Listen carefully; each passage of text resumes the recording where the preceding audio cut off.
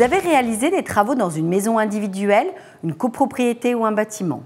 Et un sinistre est survenu, votre client saisit les tribunaux afin que soit désigné un expert judiciaire.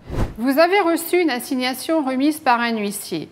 À la suite de la première audience de référé, le tribunal désignera alors un expert judiciaire. Ce dernier devra, au cours des opérations d'expertise, réaliser la mission qui lui a été confiée par le juge. En quoi consiste la mission de cet expert? Constater les dommages, identifier la cause technique, déterminer les responsabilités et enfin, estimer l'ampleur des réparations.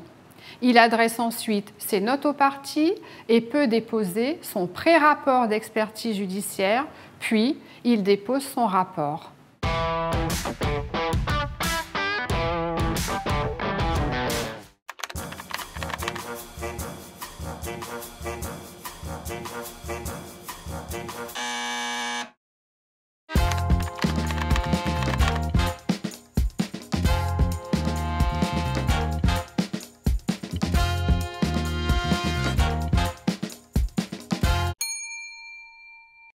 Une assignation présentée par un huissier, ça peut être angoissant. D'autant plus qu'elle comporte une date généralement très proche. Pour autant, une assignation, c'est toujours important. Vous devez impérativement accepter l'assignation, puis contacter aussitôt votre intermédiaire, c'est-à-dire votre agent ou votre courtier. Votre assureur désignera un avocat sous les réserves d'usage pour vous représenter dans le cadre de cette procédure. La date de l'audience est passée, aucun avocat n'a pu se rendre à l'audience, pas d'inquiétude. S'ensuivront les opérations d'expertise judiciaire durant lesquelles nous pourrons toujours vous défendre. En revanche, si vous refusez l'acte, votre assureur ne pourra pas désigner d'avocat au début de l'expertise et nous perdrons un temps précieux dans la mise en place de la défense de vos intérêts.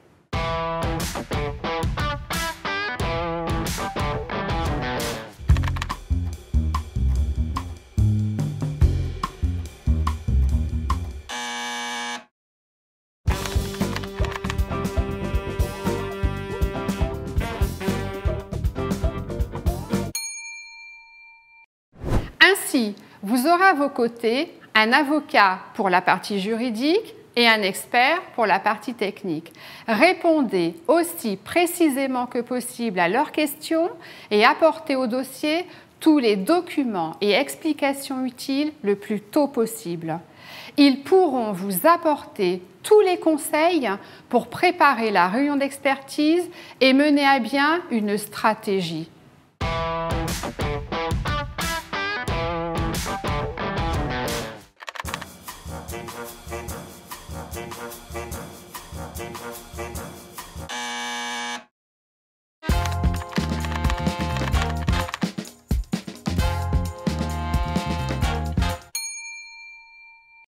Dernière ligne droite, votre avocat et votre expert ont encore besoin de vous.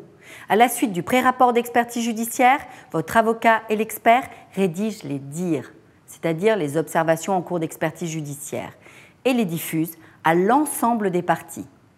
C'est le dernier moment pour formuler vos observations. À l'issue du dépôt du rapport, si vous êtes mis hors de cause, l'affaire peut s'arrêter là.